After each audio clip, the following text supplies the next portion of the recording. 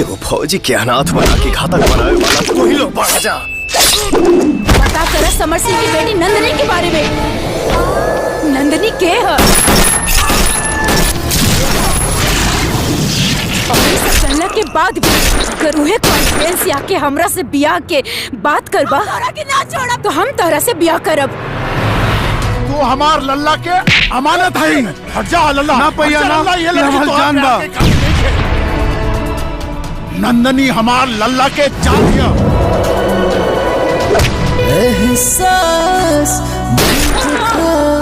तार लाडला चुन कैले बन ओकर अंजाम कुछ भी हो सके। सजा गुनाह के होला बाबूजी, हम कोनो गुनाह नहीं की कैले। बाबूआ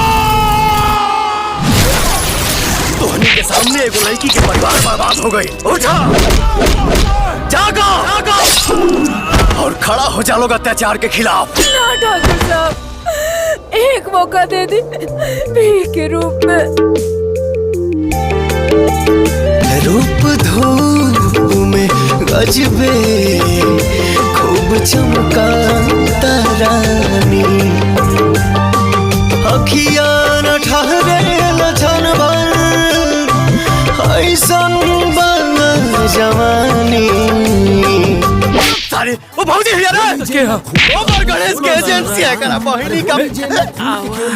तू पहले अपन हिचकी संभालो, बाकी हम सब संभाल ले।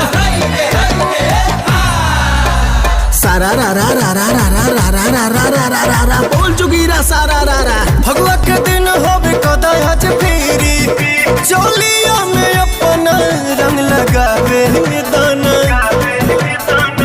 होली में देवर वो सन के पद भौजी भजावे।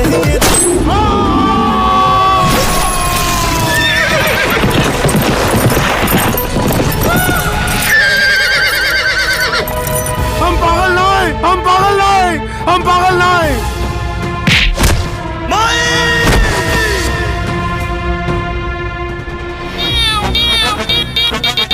सौ चूहे खा के बिल्ली हज को चली है। सौ चूहे खा के बिल्ली हज को चली है। तुझसे जुड़ल राजा सगरो अरमान जिया भूला कैसे। अब तो हो गया दिल के मेहमान जी, अब बोला कैसे। बस का कमी बा ओकरा में? ऊ ऐसन ग्रहण बा जेकर साया भी केहू के जिंदगी बर्बाद कर देगा। और कुछ दिन में कुंदन सब कुछ भुला जाए। सही समय देख करके ओकर ब्याह कर दे। मन करे करे तो से सारी सारी रतिया बतिया हो। 3 दिन से मरले बमतिया हो तोहरी सुरतिया।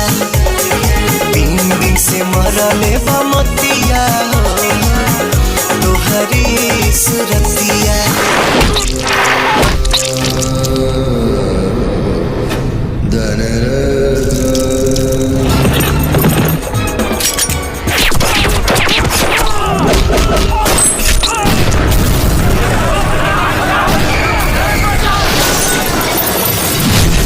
सीमा पे लड़े वाले जवान देवराज के हवेली के दहलीज भी ना पार कर सकेला। आज हम जीत के भी हार गई नहीं।